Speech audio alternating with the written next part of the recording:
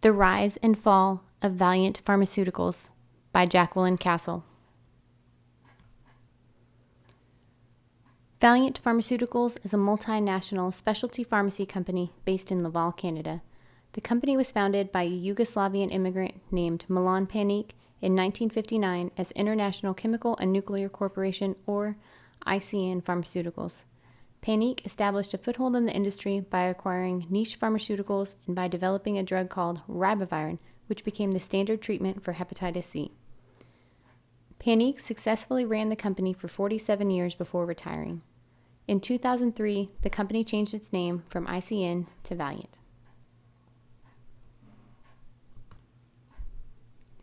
In 2010, Michael Pearson becomes the CEO and quickly changes the focus of the company. He attempts to dominate the pharmaceutical market through consolidations. Pearson starts aggressively acquiring pharmaceutical companies, but racks up $30 billion in debt. Quote, "In the 7 years Pearson has run the company, Valeant has done more than 100 deals. Its growth has been supercharged, and so has its stock price. Pearson has become a billionaire." The New York Times. Valeant's business model under Pearson was growth through acquisitions. Valeant would purchase a company, then quickly increase the price of the medications that company owned to increase revenue. Pearson saw research and development as too costly and thought the failure rate was too high. He did not believe that research and development was a good investment. He lowered expenses by slashing research and development funding to 3%. Traditional research and development budgets for large companies was 15 to 20% of sales. Valeant would then fire most of the scientists and consolidate all other personnel to minimize cost. Pearson set the tone that creating shareholder value was the top priority. The success was based on price gouging, a secret network of specialty pharmacies, and fraud. The business model seemed to work. For a short period of time in 2015, Valeant was the most valuable company in Canada. Investors flocked to Valeant. Big hedge funds invested heavily, including Bill Ackman and mutual fund Sequoia, considered to be smart money.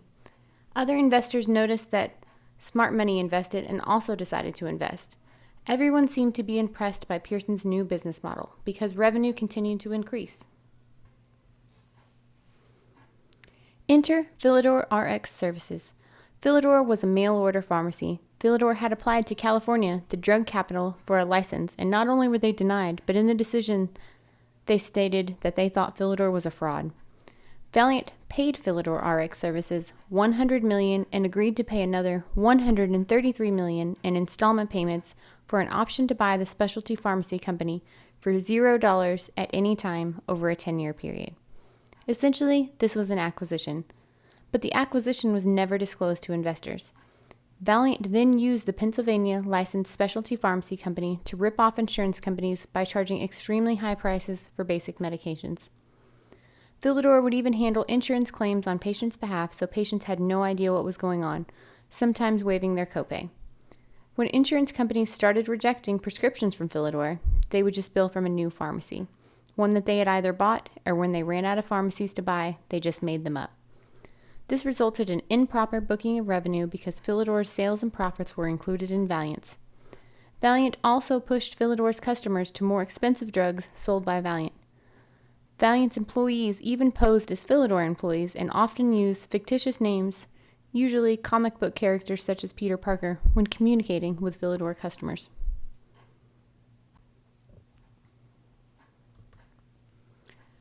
Philidor is actually a chess term created by Francois Philidor, referring to a move where you isolate a pawn. This is ironic because Philidor RX used lots of chess names as names for their fake pharmacies created to bill insurance companies. When it became public what was happening with Philidor, Valeant tried to deny any association, but Philidor's financials were included in Valeant's financial statements. In 2015, Valeant announced that it would cut ties with Philidor. But there was even more trouble with Philidor. Valeant recorded $58 million of sales of Philidors when the drugs were delivered to the vendor instead of when received by customers.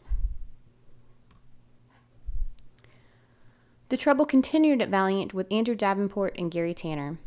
When Valeant purchased the $100 million option to purchase Philidor, Philidor in turn gave $40 million to Andrew Davenport's shell companies Endgame LP and Endgame LLC. Endgame LP and Endgame LLC then gave a $10 million kickback to Billy Freese, Consolidated LLC, which was a front for Valeant executive Gary Tanner. Gary Tanner in turn pushed Davenport's interests at Valeant. In 2016, former Valeant executive Gary Tanner was arrested along with executive of Philidor RX Services Andrew Davenport for engaging in a multi-million-dollar fraud and kickback scheme. A federal jury in Manhattan found both men guilty on all charges including wire fraud and conspiracy to commit money laundering. Mr. Tanner and Mr. Davenport are set to be sentenced on September 19th by Judge Loretta A. Preska of Federal District Court in Manhattan. Each faces up to 65 years in prison, according to a Justice Department spokesman. Valeant had been increasing the price of life-saving medication for years, but in 2015 they found themselves in a spotlight after the New York Times article on price gouging of specialty drugs.